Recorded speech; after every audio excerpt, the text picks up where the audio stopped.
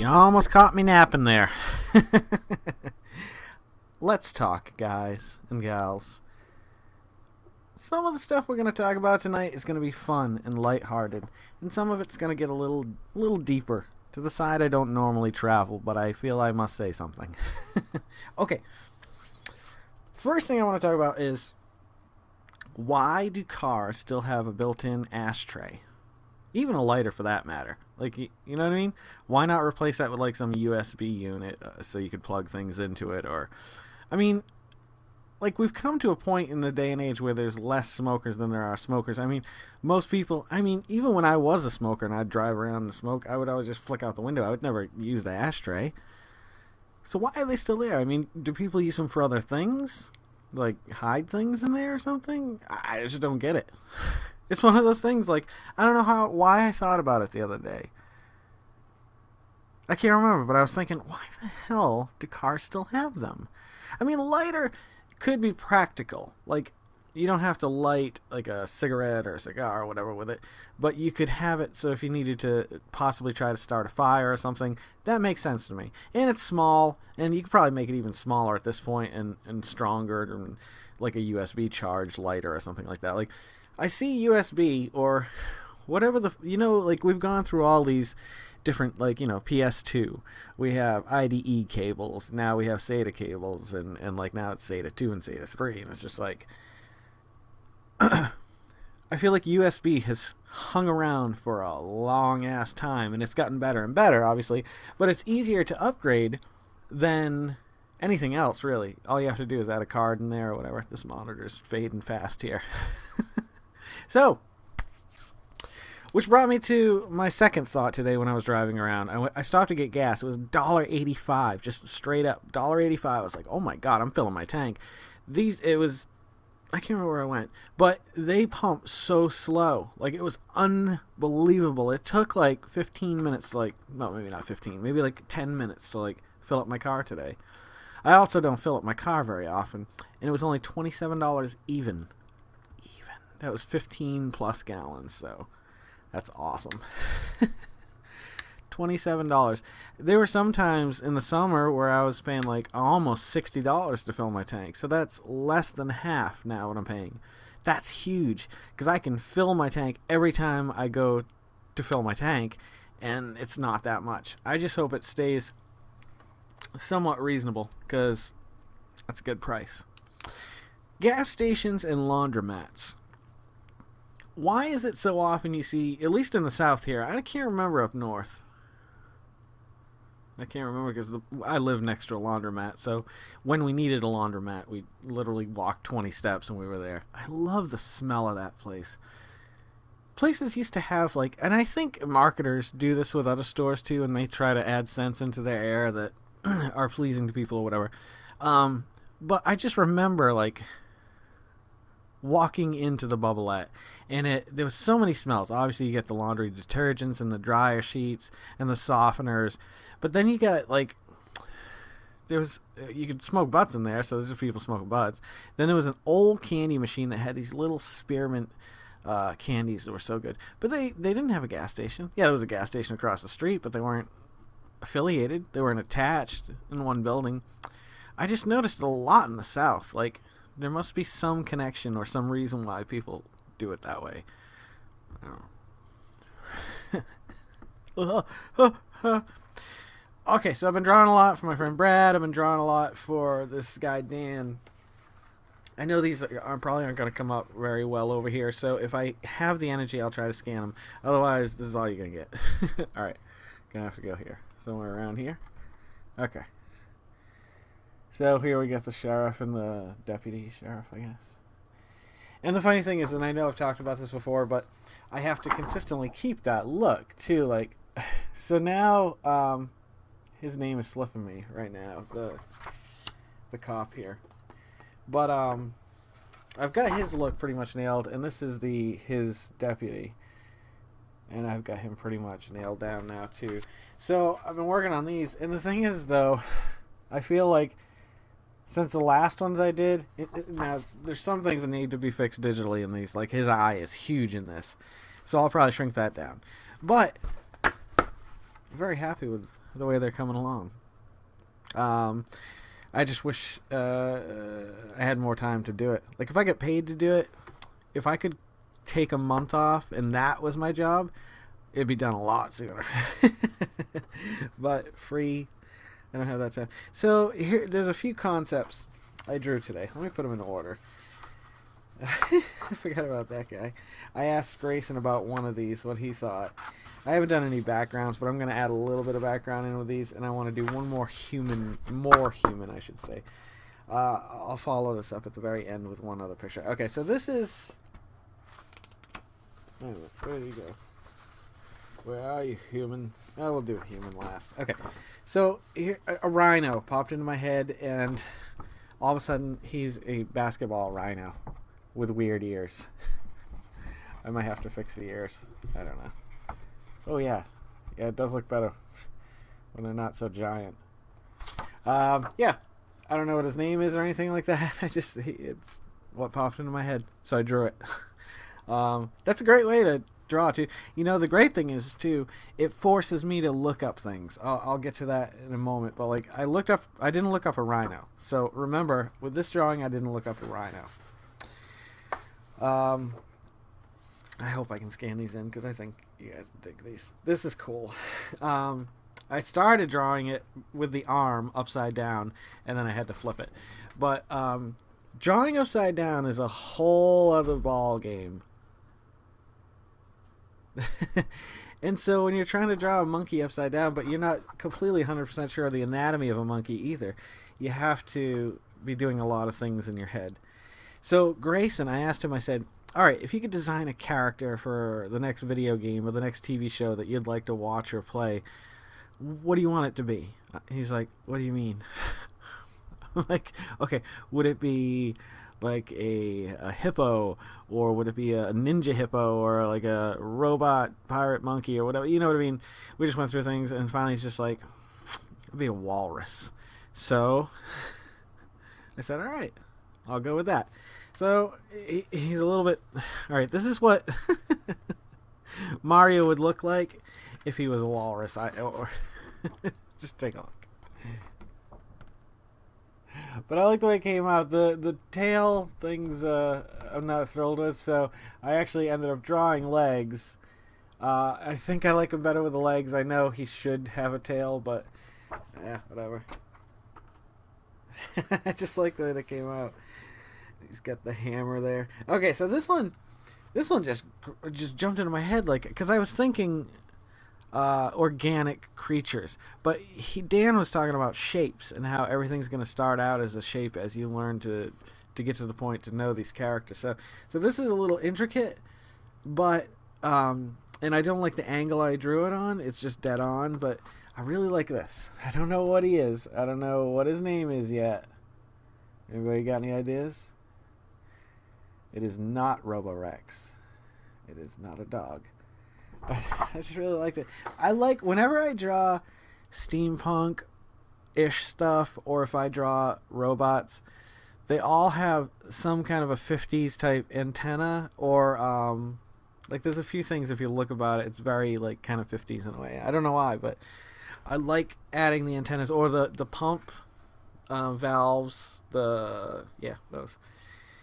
So, I don't know. I don't know if he's going to like any of these. I'll send him tomorrow, though. I'll scan them in. I just want to draw like a little piece of grass on the ground or something, just so it gives it depth and kind of... Okay, and here's this boy. I've been drawing this boy over and over again, and I just can't seem to find a place for him. So, I think maybe that's a sign that says, hey, take that one that you really like, that character you've been drawing a lot, and make him a character for this new Oculus Rift for autistic kids piece of software. Now I don't know if this is ever going to go anywhere, because he said, you know, he doesn't like have funding for it right now. He's just basically programming it. So I hope it goes somewhere, though, because that would be awesome. I'd love to be attached to something like that. But here's the actual original head. I like that a little bit better.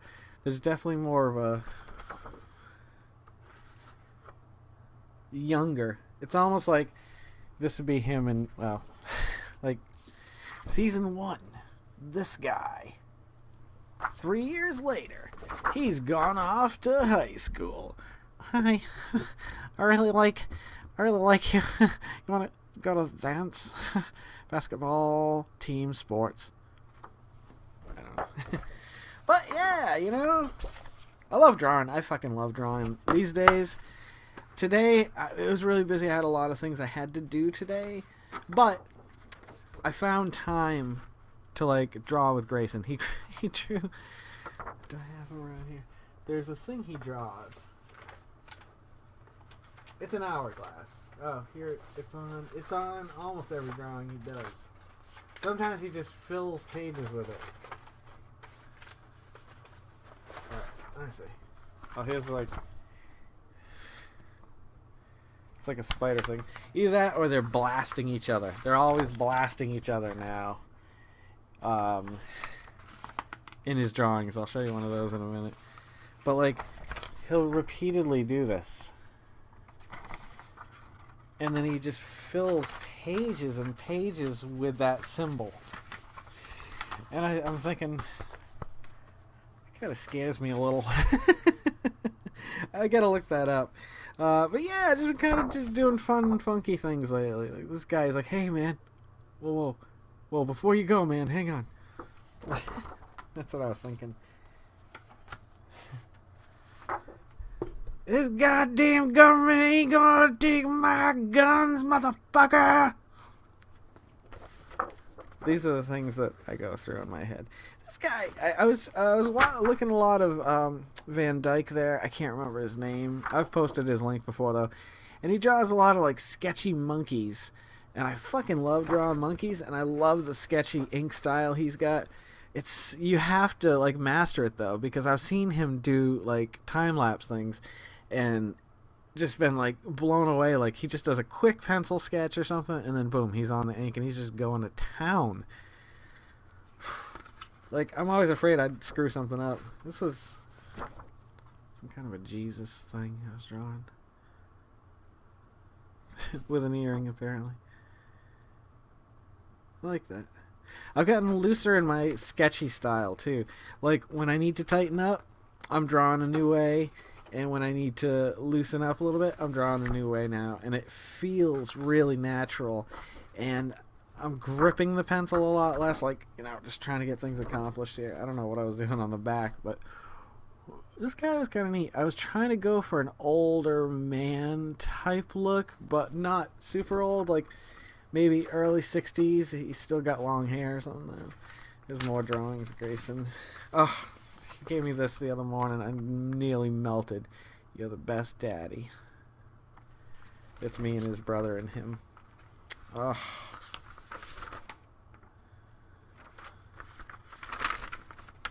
Yeah, such a good boy.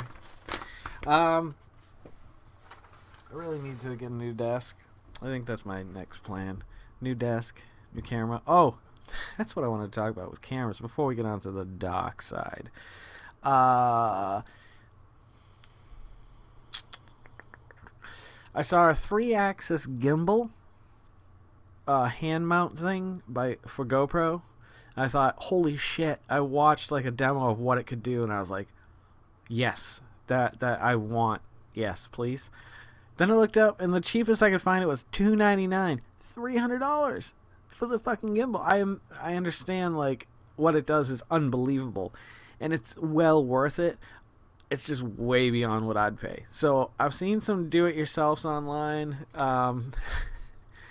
that I might try to see if I can do something like that. But those things are slick. Oh my god, it's professional quality. The way it just moves, it's so smooth and steady, and it doesn't go off of its axis. You can literally, there was one of them, he's just doing this, and the camera's just boom. Sorry Dr. Carl. The camera's just dead solid, not moving. I was like, wow, it's impressive. It is worth $300, absolutely, but I am not going to pay that, because I've been thinking about starting up a new business that would umbrella all my art companies, music, so I could write off instruments,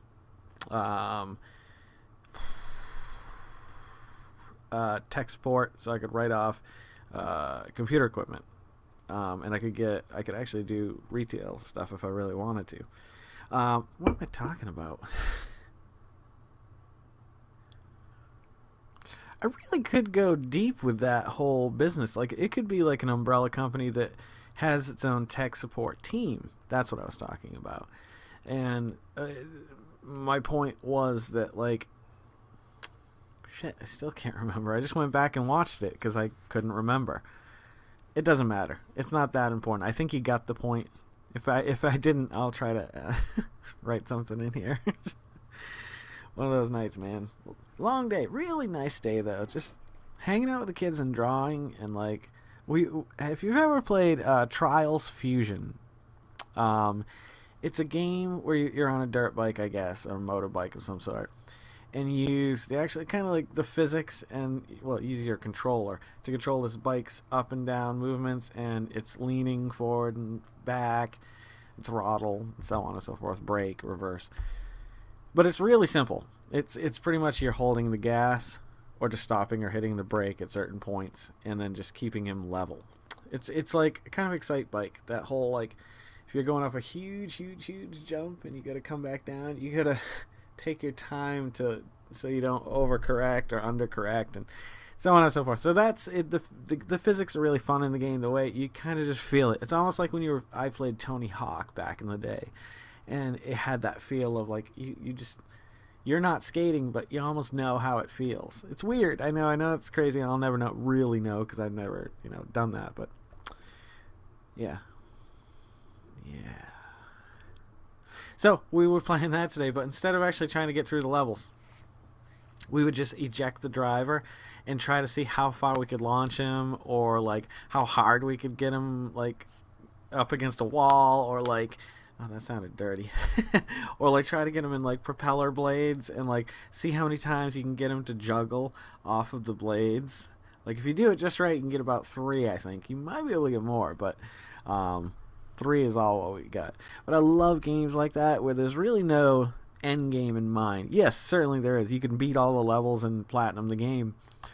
But you don't have to still enjoy it. Like, you can just fuck around with it for like 15 minutes, or you could spend an entire night playing it, and it doesn't matter. It's so much fun. I think maybe I'll leave the dark, dismal subject. Let me just touch on it really briefly. A friend of mine posted something that I wouldn't have expected him to post. Like, it was very right-winged, or at least he liked it. And I understand, and I don't want to call him, like, uninformed. Let me say uninformed. I think that's the best thing. But, like, it was about government assistance and how, these other people just have to work 70% harder because it's not the millionaires that are paying. But that's not, it is kind of true. But the fact of the matter is, sometimes people need help. I've needed it in my life. I'm not so proud that I can't admit that. Like, when Gwen was first born and stuff like that, I needed all the help I could get. Massachusetts was great for it. They gave me money that I'd paid into. I'd paid my taxes, my state taxes, my federal taxes, but that's a total different other thing. I've had to get EBT cards before, where they put all your money and food money on a card.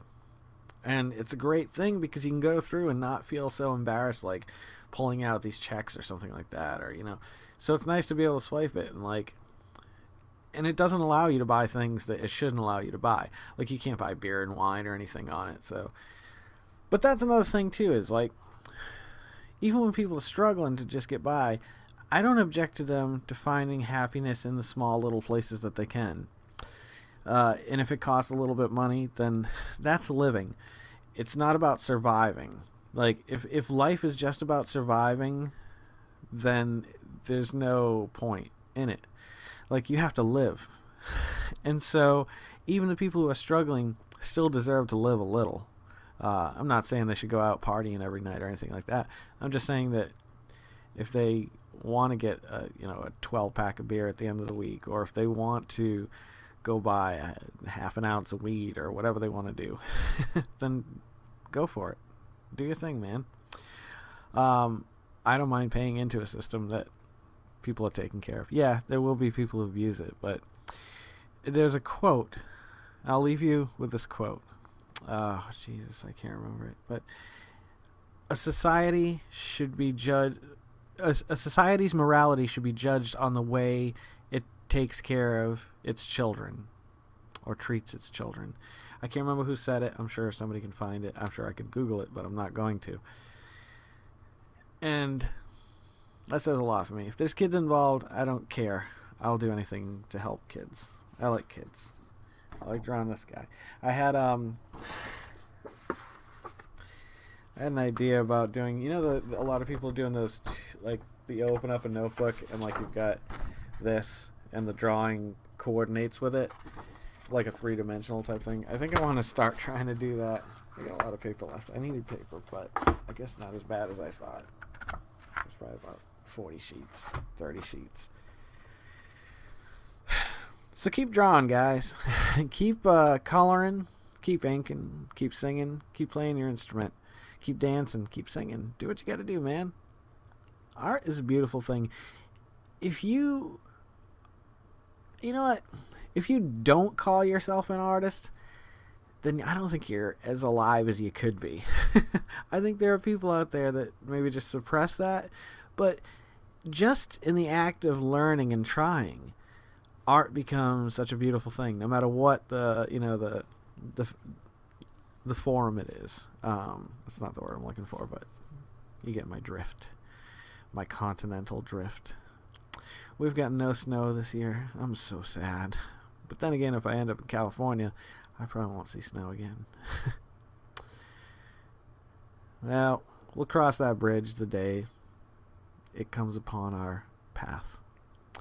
Can't force anything, You can do your best to work towards it. That's very important.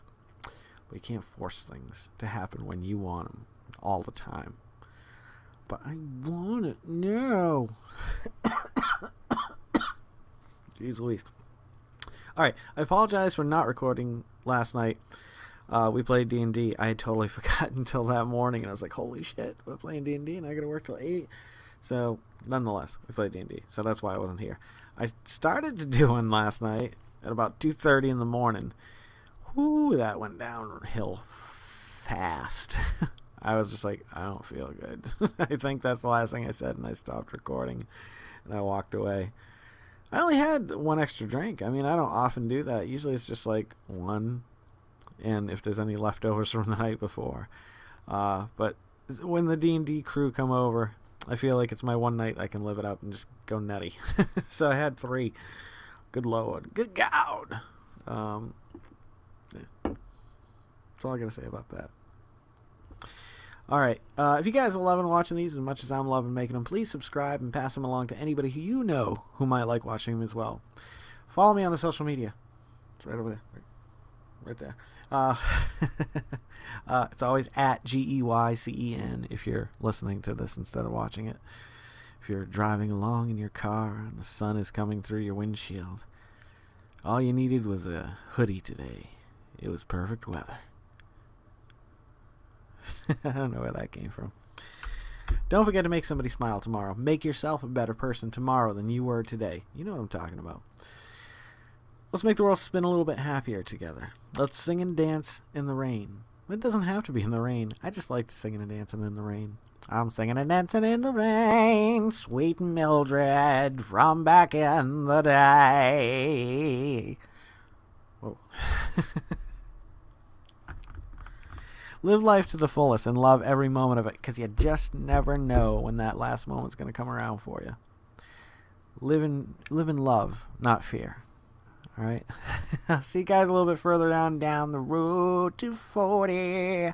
Dr. Carl Mitchin and me to try.